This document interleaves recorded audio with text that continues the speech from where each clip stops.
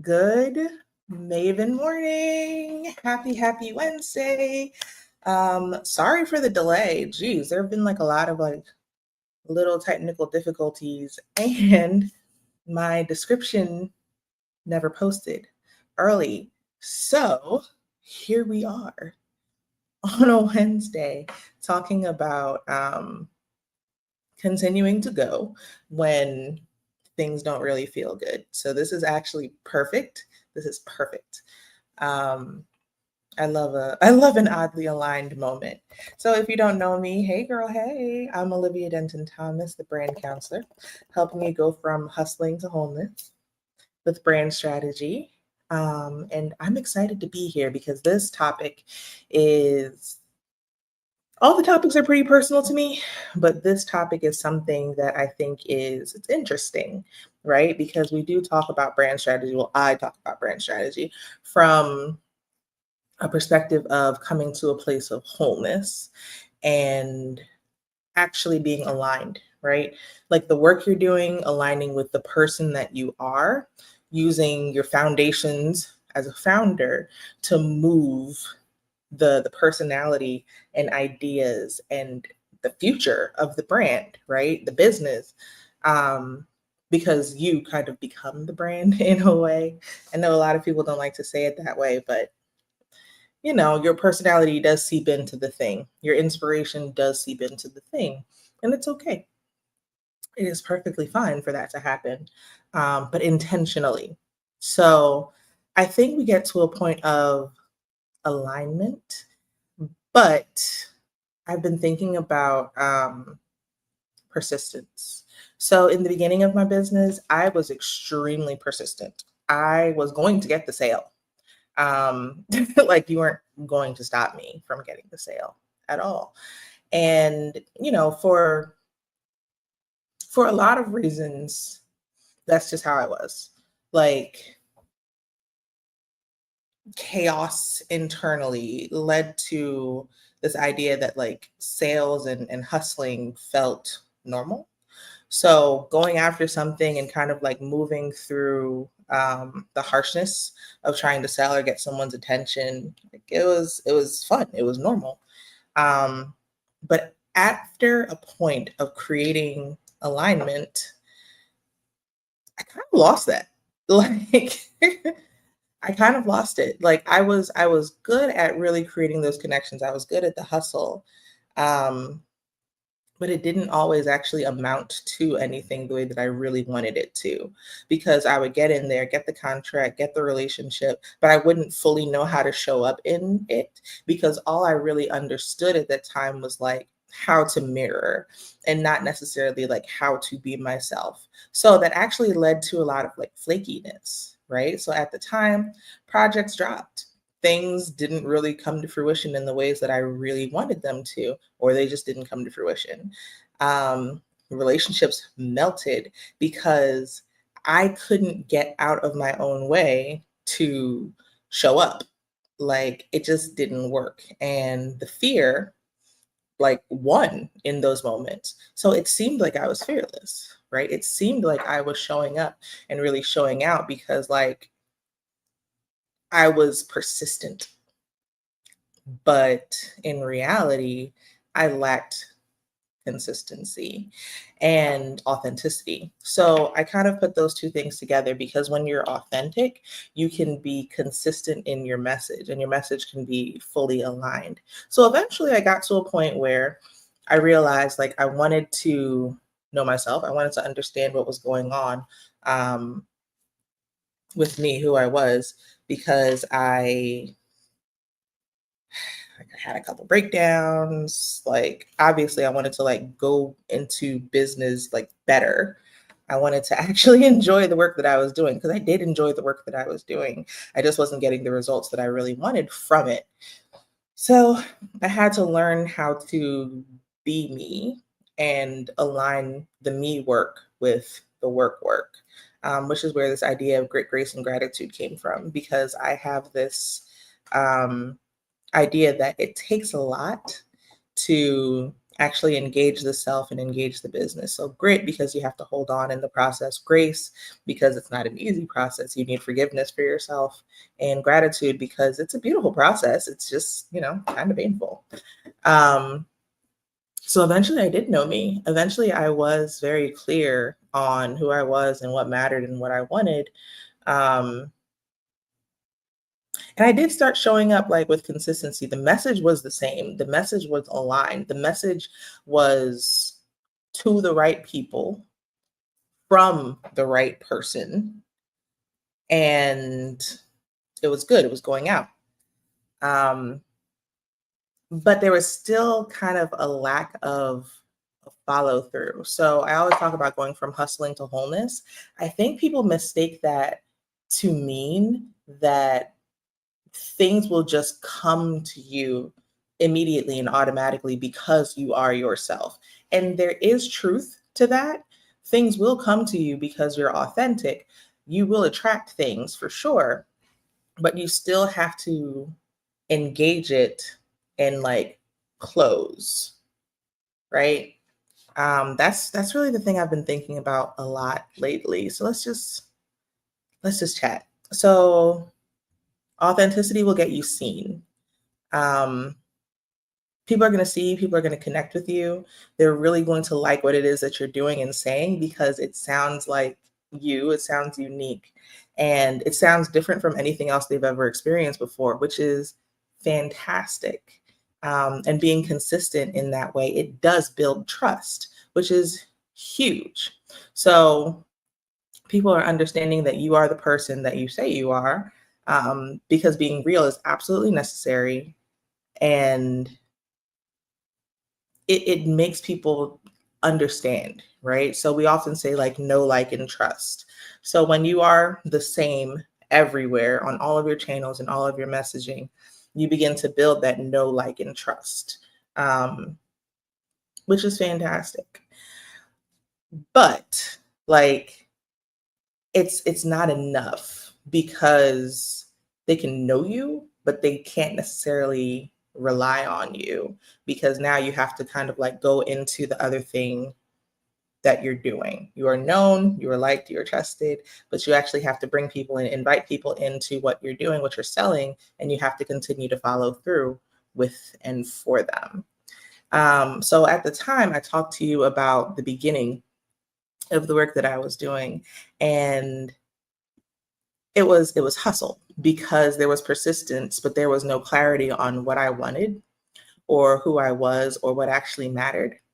Um, so it was persistence, but there was no clarity.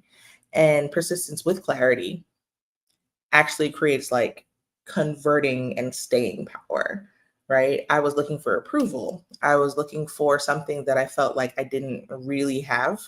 Um, Emotionally in my nervous system, just like in so many different ways. Um, so I was going and running after something that I thought I could get by continuously showing up and being in people's faces, but that was immature. Um, I still needed the consistency. I still needed the alignment with the work that I was doing to not sell people just what they wanted, but what I could actually do. And I sold people things that I could do, but not necessarily things that I could do that I felt connected to that I actually like, I don't know, followed through on very well. Um, I didn't have enough conviction toward the work itself. I had conviction toward the sale. Like those two things are very different. So now I'm coming back around to having conviction in the work itself and conviction in the sale, meaning I am not only pleased with myself and being a person who is aligned, but I'm also going out and actively inviting people into what I'm doing, right? Like, again, going back to rejection sensitivity, sometimes even the persistence is a mask to make it seem like, oh, you know what? Like, I can do this. I do know how to do this. But then when they come in, the thing flickers and it's just like, ooh, I actually don't know. So now we're at the intersection where you can not only show up with your like true self, but you can go out and invite people to experience your true self as well, right? You do need a system to actually say like, hey, I see that you were attracted to this. I see that this authenticity feels good to you. Can we XYZ together? Right? Like you still have to engage people and say like, hey, there's money to be spent here and there's a transformation to be had here. It should really be the other way around. But if we're talking about sales, we are essentially talking about money. So making sure that people know that there's something going on, there's something available for them through your alignment, right? You didn't get aligned just to be aligned. You got aligned in order to sell it to people and to have the courage to sell it to people and to have the courage to sell it to people knowing that it is connected and real and authentic, right? Authenticity is great. But if you're just authentic, you're like shouting somewhere that you're awesome, but people don't really know how to use you. Like I don't know if you've ever been on social media or just like out in the world and someone says something that's really cool, but there's kind of no call to action. You always need a call to action as well to tell people what to do with this information. Because your authenticity is you standing on a mountaintop saying, this is who I am and this is how I can change lives, which is really great. But that's not the end of the story. Like now that you have changed, now that you have become aligned, now that the thing that you're doing is real and it radiates from your spirit, you have to invite people into what is going on. You have to give them a call to action. You would think that when people are attracted, they just know what to do. People do not just know what to do because they're actually worried about like looking bad and stepping on your toes. And frankly, like they just don't know. So you have to tell them what the next step is. Yes, you're attracted. Yes, you're here. So here's the next step you have to take in order for us to utilize this alignment that I have come to for you, right? Like you have to tell them what to do next. You can give them something, you can give them a freebie, you can get them into your funnel that way, but you still have to tell them what to do. The discomfort with sales is often that people feel that it's sleazy, that it's forceful, that it's, again, persistent, but not consistent, right? I've been on every side of this thing. And like the beginning thing wasn't meant to be sleazy or flaky or anything like that. It's just a place where I was like emotionally and mentally, I couldn't do it. So now that you are aligned, you can do it. If you are selling something to someone, you are offering them a transformation. Why would you withhold the transformation from them? Why would you withhold like the transformation from them? You actually have to ask yourself that question as you are selling. You're not selling for your benefit, you are selling for their benefit. So, yes, you are aligned. Yes, you are authentic. Yes, you are showing up. And they're going to glean a lot from that. And that's amazing. But for them to get the most out of the interaction with you have to invite them. You have to tell them about the transformation and tell them they can get the transformation um, with you.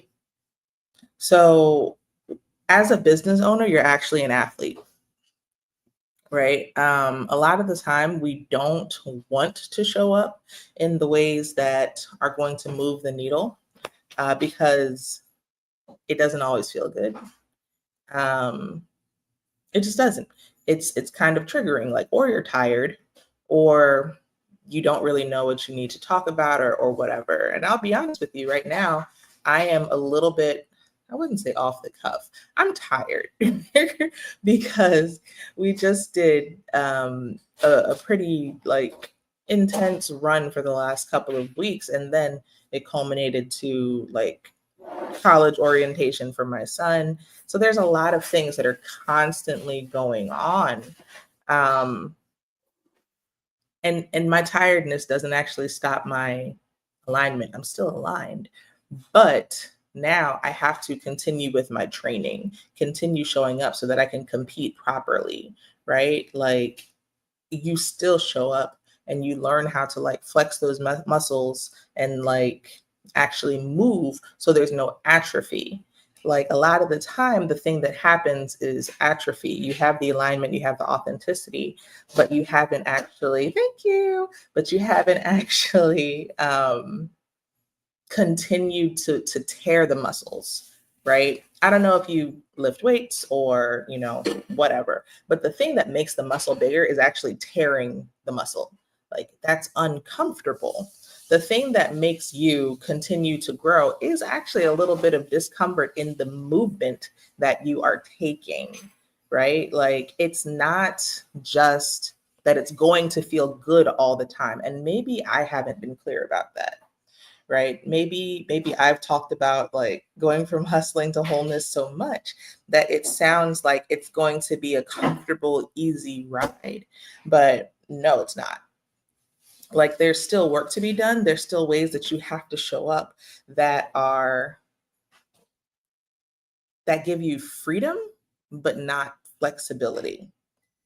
Like a lot of us are used to and understand flexibility, which is like doing whatever, whenever, for whomever. And it's squishy, it's soft, right? But freedom requires you to actually show up so that you create the results that you want.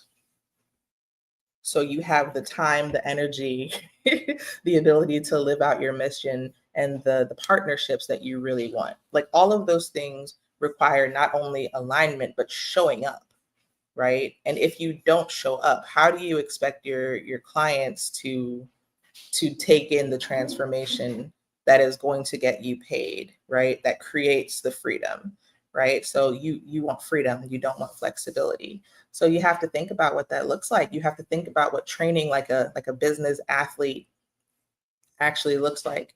If I'm a football player, I'm training for football, and that's a freedom. I love football, right? So I am free to train for the thing that I want. I am free to get the results for the thing that I want.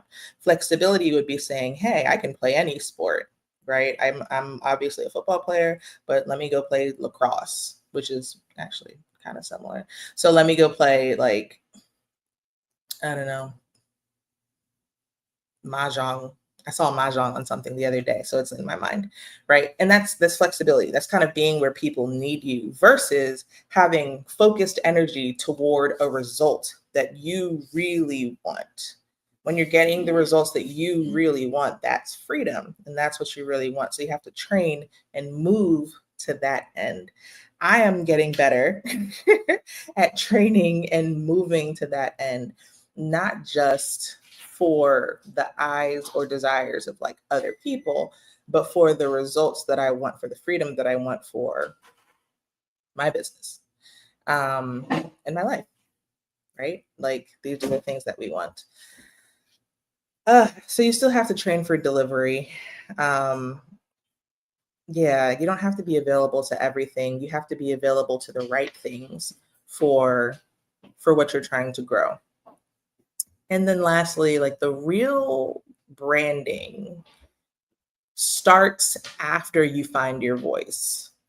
So I think a lot of the time we get stuck on the branding and the positioning like work, the strategic work, where you put everything on paper and you say, this is me.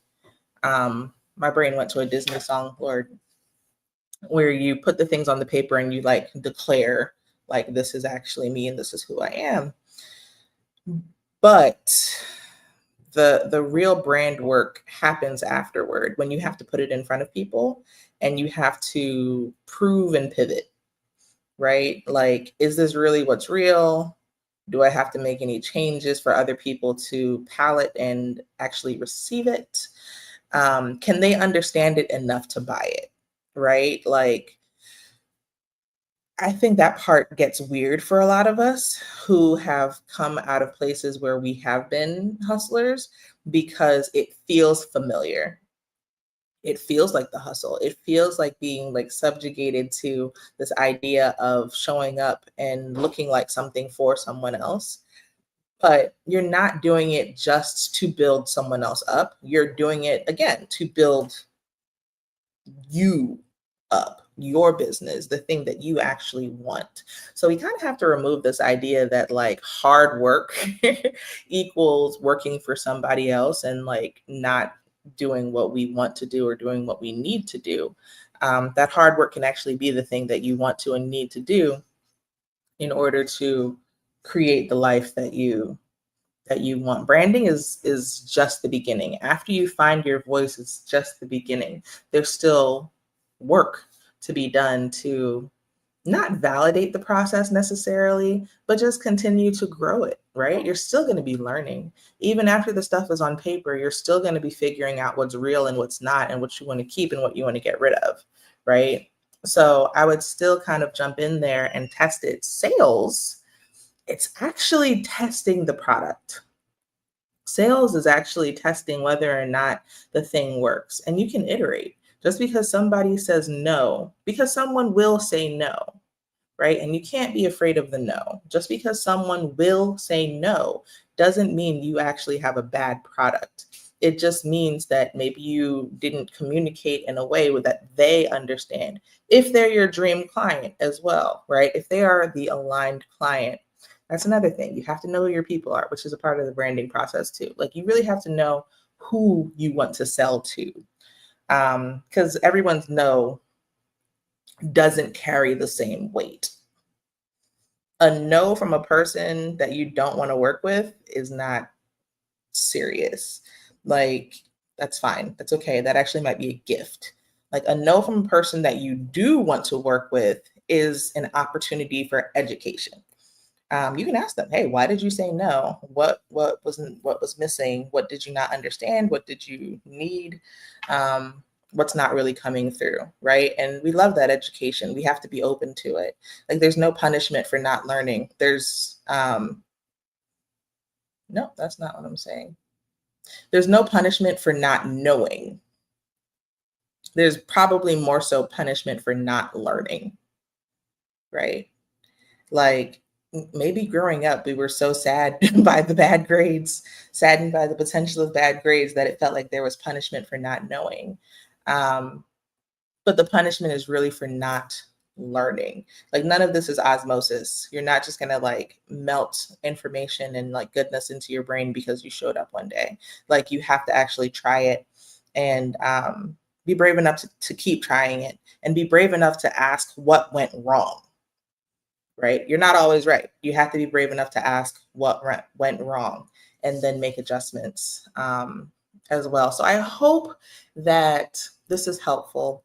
I hope that your consistency, your aligned messaging meets your persistence, right? Your desire to keep putting it out, your desire to keep connecting and keep telling people that they can have a transformation because they work with you. I really hope those things come together so that you can not just build a hypothetical brand, right?